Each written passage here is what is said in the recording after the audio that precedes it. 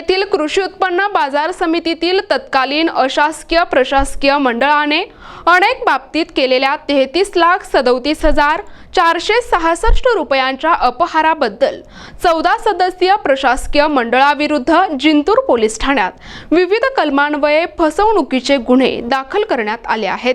जिंतूर बाजार समितीमध्ये 22 जानेवारी 2020 ते 20 एप्रिल 2022 या कालावधीमध्ये अशासकीय प्रशासकीय मंडळ कार्यरत होतं। मनोज मुंजाभाऊ थिटे यांच्या अध्यक्षतेखाली या मंडळामध्ये शंकर गुलाब जाधव, रुपेश कांतराव चिद्रवार, जगदीश मुंजाजी शेंद्रे, प्रकाश माधवराव शेळके, दिलीप रामभाऊ डोईफोडे, दिलीप वाघोजी घन सावंत, प्रभाकर भीमराव चव्हाण, कैलास शंकरराव सांगळे, हनुमंत मसाराव भालेराव, मोहम्मद आबेद मोहम्मद गफार, अभियंता बोराडे, सतीश काळे आणि लोकपाल मंगेश शिंदे आदी समाविष्ट होते। या मंडळानं त्या कालावधीमध्ये प्लॉट वाटप, अविक्रिय माल, रस्ते, लाईट, बाग बगीचा आदींच्या खर्चात, बांधकाम खर्च, गोदामामधील भंगार विक्री, स्वच्छता आणि दुरुस्ती, प्रवास खर्च आणि भोजन आदीमध्ये स्वतःच्या फायद्याकरता बाजार समितीच्या निधीचा मुक्तपणे वापर केला, अपहारही केला। सदर रकमेतनं स्वतःचं आणि कुटुंबाच्या नावे मिळकती खरेदी केल्या।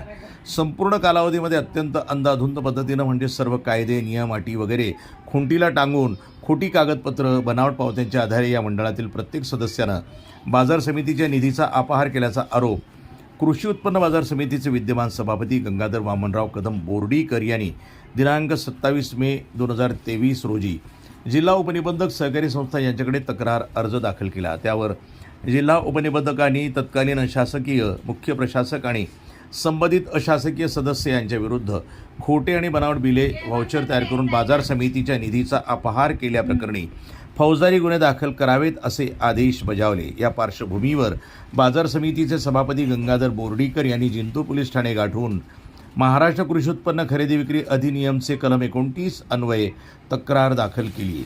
जिंतूर पोलिसांनी या तक्रारीच्या आधारे 14 जणांविरोधात दखलपात्र गुन्हा दाखल करून क्रमांक 357/2024 कलम 420, 405, 408, 409, 464, 465, 466, 468, 471, 477 120 ब 34 भारतीय दंडविधान अन्वय गुन्हे दाखल केले आहेत। हे त्यापेक्षा खूप फार मोठ्या प्रमाणावर आहे, कारण की फॉरेन्सिक ऑडिटना आर्थिक याच्यामध्ये साधारणतः 53 लाख रुपयाचा अपहार झाला असं हे स्पष्ट त्याच्यामध्ये चौकशी रिपोर्टात आलेला आहे।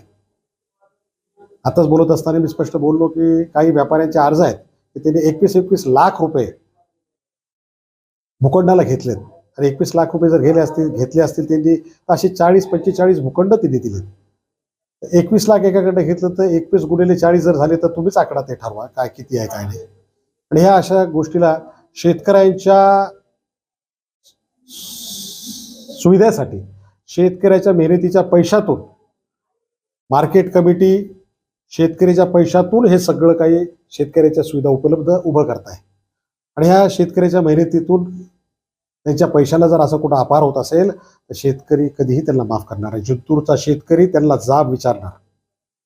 आणि मला जे बसवलं तर शेतकऱ्यांनी फार विश्वासानं बसवलं आणि ह्या शेतकऱ्यांनी जेव्हा मला बसवलं त्या दिवशी मला 4-5 हजार शेतकऱ्यांच्या पुढे एका शेतकऱ्यांनी विशेषतः स्टेजवर येऊन माईकमध्ये सांगितलं की आपल्याला ज्या विश्वासानं आम्ही बसवलंय की हे सगळा बाहेर काळा कारभार जो आहे तर तुम्ही काढताल, तुम्ही एकमेव असे माणूस आहेत की तुम्ही काढू शकतात कारण तुम्ही स्वच्छ प्रतिमेचे आहात आणि ह्या सगळ्याला तुम्ही काढावं असं त्यांचं मला विनंती होती।